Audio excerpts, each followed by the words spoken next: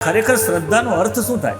શ્રદ્ધા સત્યસ્ય ધાનમ, સત્યનું આધાન કરે એને શ્રદ્ધા કહેવાય. કેવી રીતે સત્યનું આધાન કરે? પ્રતીતિ પૂર્વકની સ્વીકૃતિ, પોતે પ્રતીતિ કરે ને પછી સ્વીકારે એને શ્રદ્ધા કહેવાય. તમે આગમાં આમ હાથ રાખો ને તમે દાઝી જાઓ, તમને અનુભવ થાય, પોતાને અનુભવ થાય, એ તમે જીવન પર્યંત તમે ચૂલાની બાજુમાં ન જાઓ, કારણ કે તમને પોતાને પ્રતીતિ થઈ છે, પછી તમે સ્વીકાર કર્યો છે, એને કહેવાય શ્રદ્ધા. મેં અહીંયા શ્રદ્ધા માટે મેં વૈદિક વ્યાકરણ શોધ્યું. નિરુક્તમાં શ્રદ્ધાની ઉત્પત્તિ છે. શ્રત નામના ધાતુમાંથી, શ્રત નામનો ધાતુ ને પછી ધા, શ્રત ઉપસર્ગ ને ધા ધાતુ, એનાથી શ્રદ્ધા શબ્દ બને છે. સંસ્કૃત વ્યાકરણમાં નથી બાપુ. શ્રત નામનો ઉપસર્ગ ફક્ત ને ફક્ત નિરુક્તમાં છે વેદોમાં. એટલે મેં તપાસ કરી કે આ ખરેખર શ્રદ્ધાનો અર્થ શું થાય? શ્રદ્ધા સત્યસ્ય ધાનમ, સત્યનું આધાન કરે એને શ્રદ્ધા કહેવાય. કેવી રીતે સત્યનું આધાન કરે?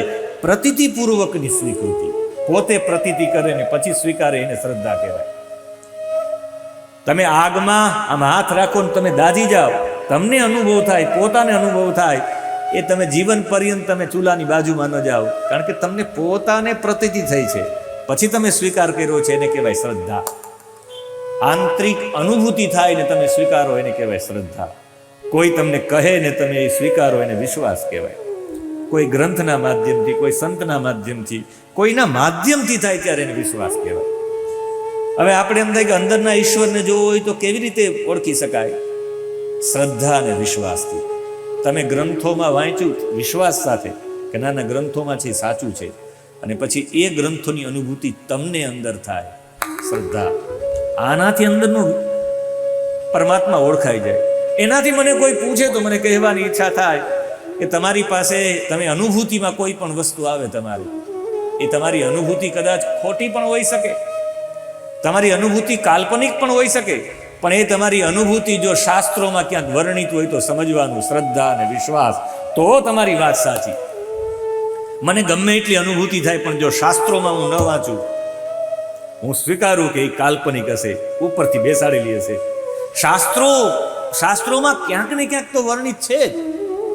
તમે એમ કહો કે 3 પગ વાળો હાથી શાસ્ત્રોમાં છે, 5 સૂંઢ વાળો હાથી અત્યારે કોઈ કલ્પનાથી ચિત્ર બનાવી દે છે, તમે એમ માનો છો કે આ ચિત્ર એમનેમ બન્યું છે?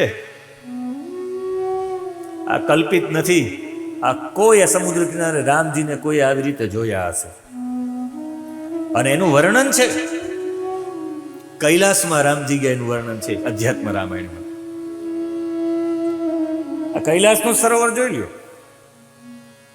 ક્યારે ગયા છે એ પણ ચર્ચા કરી. એટલે કોઈ શ્રદ્ધા અને વિશ્વાસ તમારી અનુભૂતિમાં આવે, એ પાછું શાસ્ત્રોમાં હોય તો સમજવાનું. શ્રદ્ધા વિશ્વાસ રૂપીણો.